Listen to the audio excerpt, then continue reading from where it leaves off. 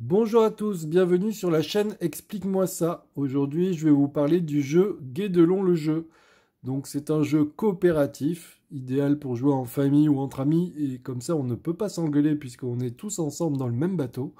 Il va falloir construire un château, donc le château de Guédelon, et voici le jeu. Donc, c'est un jeu de 1 à 4 joueurs, à partir de 7 ans. Une durée de jeu d'environ 1 heure. Nous avons ici, nous sommes partis sur l'explication sur 3 personnages. Donc du coup, voici un exemple de plaquette de joueurs. Nous avons ici donc notre niveau d'expérience, notre niveau d'outillage. Nous pouvons porter 3 ressources. Nous avons donc l'expérience. Donc ici, nous sommes à 3 joueurs, dans une partie à 3 joueurs, donc on se positionnera directement sur le 2, et le niveau d'outillage, que nous soyons de 1 à 4 joueurs, se positionnera sur le 3. Je vous expliquerai à quoi sert l'expérience et l'outillage, c'est juste pour vous montrer. Nous avons ici, là-haut, les années, d'accord.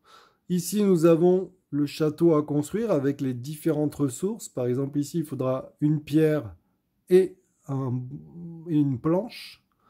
Ensuite, là, par exemple, il nous faudra une pierre et une corde, et ainsi de suite. Voilà. Donc, le but du jeu, ça va être, à chaque tour de jeu, de récolter des ressources, de les transformer, donc de prendre de la pierre. Ensuite, il faudra aller la transformer, parce qu'au début, on creuse de la pierre. Ensuite, on fait du granit avec. Il faudra faire pareil avec l'argile. Au début, on creuse de l'argile. Et ensuite, on récupère, excusez-moi, on pourra la transformer l'argile en tuile. Et pareil avec les planches qui sont là-haut, donc sur le 4, au début on prend du bois et après on le transforme en planche. Pour cela, nous allons pouvoir faire plusieurs choses. Donc à chaque tour, voilà comment ça se passe. Nous avons ici un marqueur d'année, donc nous allons déplacer le marqueur au fur et à mesure dans les années qui passent. Donc, un tour de jeu, c'est une année qui passe. Donc, par exemple, on va dire qu'on était en 1232. Je passe en 1233.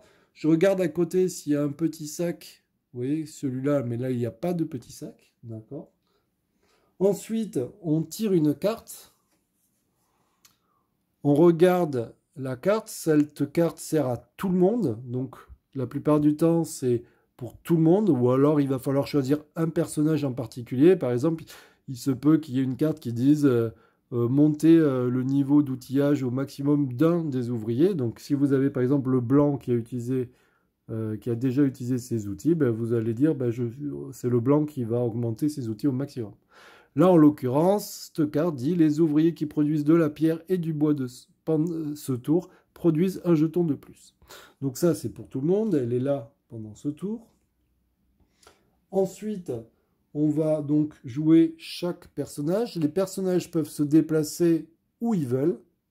D'accord? Même si je suis sur le 1, je peux très bien aller sur le 5. Donc, pardon, si je suis sur le 7, je peux très bien aller sur le 5. Il n'y a pas de limite. D'accord? Je peux me déplacer où je veux. Le seul truc, c'est que quand on est, par exemple, ici, si on est ici, ou si j'étais sur le 7, je ne peux pas rester sur le 7. Je suis obligé de me déplacer. D'accord? Je ne peux pas faire 2 fois la même action pendant 2 tours. À chaque tour, je suis obligé de me déplacer. Et il y a la dernière contrainte, c'est que vous voyez ici, il y a 1, ça veut dire quoi? Ça veut dire que si quelqu'un se met là, il n'y a qu'une personne qui peut être ici. Donc il va falloir essayer de calculer un petit peu. Alors, ici, ça sert à quoi? Ça sert à augmenter le niveau d'expérience. Le niveau d'expérience, c'est ce que je vous avais montré ici. Au début, j'ai 2 d'expérience. Et si je me mets ici, j'augmente mon expérience à 3. D'accord? L'expérience ne peut jamais descendre, elle peut que monter. Normalement, on ne régresse pas dans la vie. Donc là, l'expérience, ça sert à quoi? Ça veut dire, vous voyez, il y a un 3. Ça veut dire qu'à chaque fois que, par exemple, le noir, puisque c'est le joueur noir, va aller récupérer de la pierre, au lieu de récupérer 2 pierres, maintenant, il peut en récupérer 3 pierres.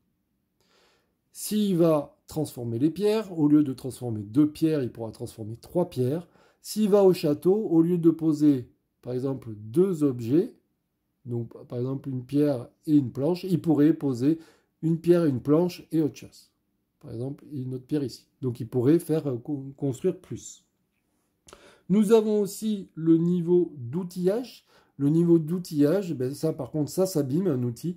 Ça permet quoi? Ça permet de l'utiliser pour récolter plus. Ou alors pour transformer plus, ou alors au château pour construire plus. Donc là, par exemple, normalement, il peut prendre 3 pierres, mais s'il décide qu'on a vraiment besoin d'une pierre de plus, il peut dire j'utilise par exemple un outil, ou 2 ou 3, et il récupère des pierres en plus.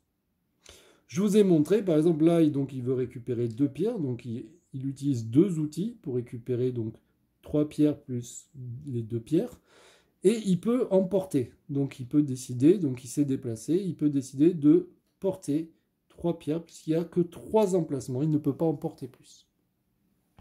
À son tour de jeu, il peut, avant ou après avoir joué, décider de bouger le tombereau, ou alors de le charger, ou alors de le décharger.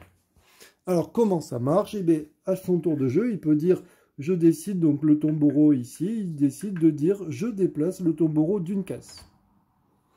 Vous voyez, le tombereau peut passer que là où il y a les roues de charrette. Donc, il peut aller de là à là, de là à là, mais il ne peut pas aller de là à là. Donc, de là à là, il n'y a qu'une case, donc effectivement, en un coup, il peut décider de poser sa charrette. Il dit, j'ai fini de jouer. On va dire que c'est au joueur suivant. Le joueur vert peut décider soit d'aller prendre de la pierre, puisqu'il a le droit. Donc, par exemple, on va vous montrer. Donc, il vient ici. Il dit, je récupère 2 pierres, par exemple. Et je vais transformer, moi, je vais transformer que 2 pierres.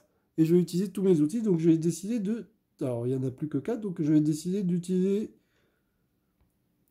4 outils, enfin mes 2 d'expérience plus 2 pierres, et du coup, je pose 4 pierres.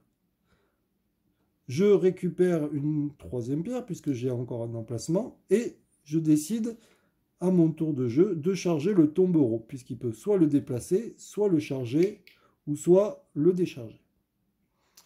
Il n'est pas obligé d'être à cet emplacement, c'est-à-dire que là, il était là, mais il n'est pas obligé d'être à côté du tombereau pour faire l'action. Si c'était aller récupérer du bois, eh bien, il pourrait très bien dire au tombereau, je récupère le bois. C'est au joueur blanc d'arrêter de jouer. Le joueur blanc va décider d'aller chercher du mortier. Alors vous allez me dire, mais à quoi sert le mortier? Alors le mortier, ça se trouve ici. Quand on vient ici, on récupère un mortier symbolisé par ça. Le mortier et la corde, on a le droit d'en récupérer qu'un. On ne peut pas en fabriquer, même si on a plein d'outils ou plein d'expériences, ça ne change rien, c'est un seul. Donc là, du coup, le mortier, et je décide de le porter.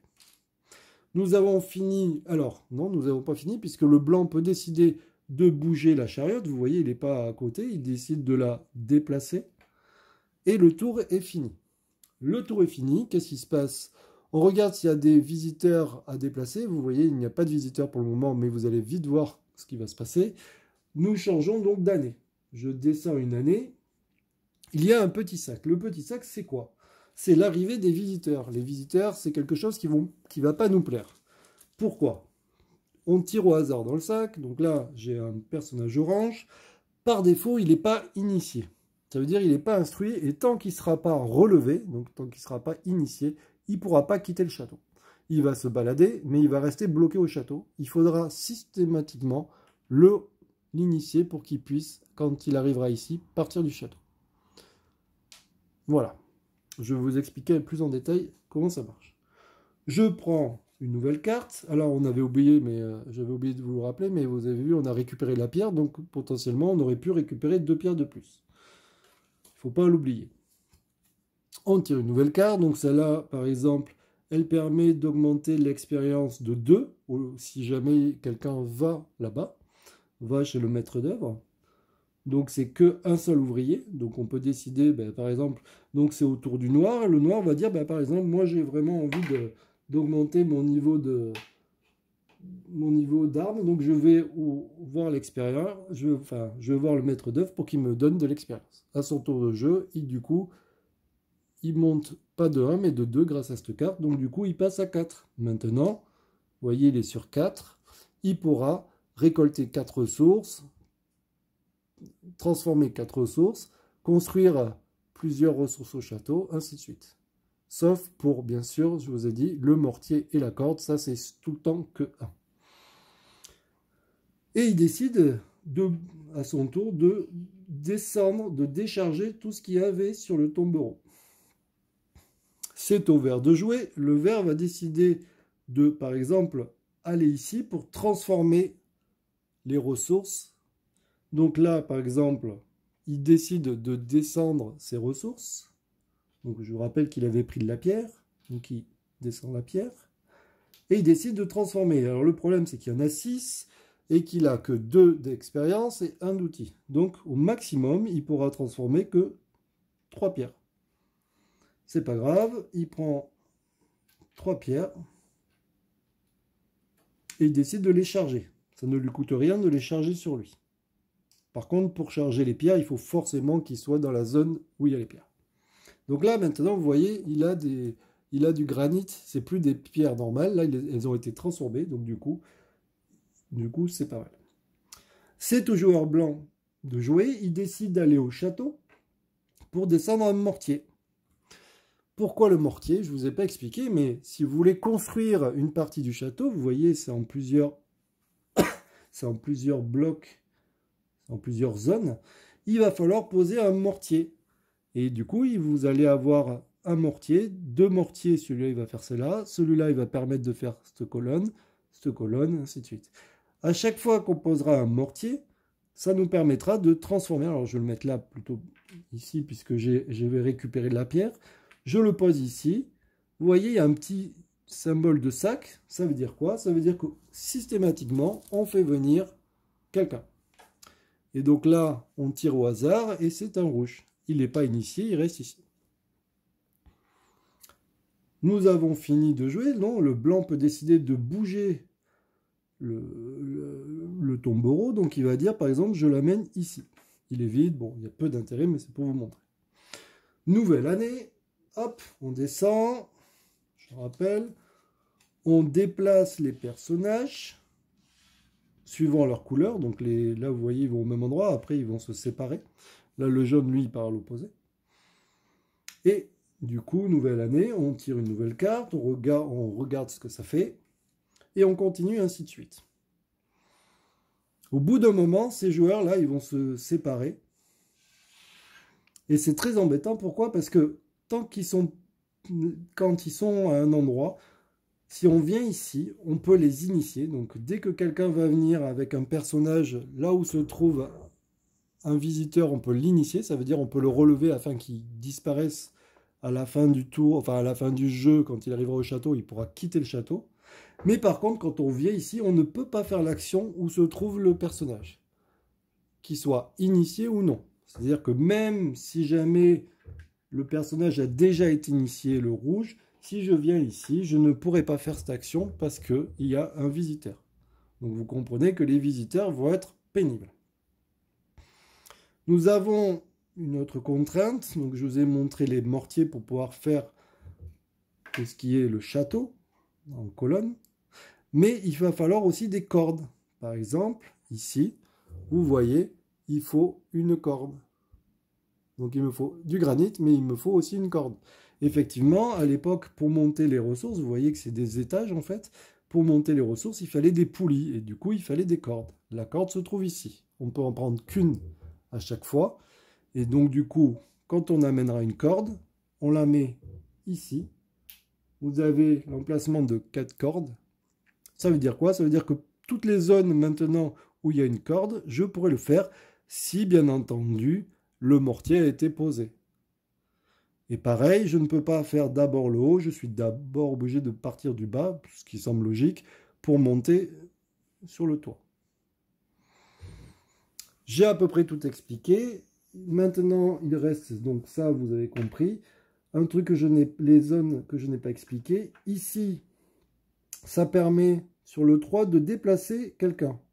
Admettons, je vous montre. Par exemple, le vert, il voudrait à tout prix aller ici, mais il ne peut pas parce qu'il y a quelqu'un. Donc, c'est au tour du noir, il va dire, le noir, je me mets ici. Ici, ça permet quoi? Ça permet d'augmenter son niveau d'outillage de 1. Et ça permet de déplacer n'importe quel personnage de une case. Donc on se met d'accord, par exemple le vert il va dire ouais mais moi j'aimerais bien aller ici mais je peux pas parce que si je viens ici le rouge il va me gêner. Donc du coup le noir il va dire écoute je fais avancer le rouge que d'une case bien sûr, en suivant sa couleur. D'accord?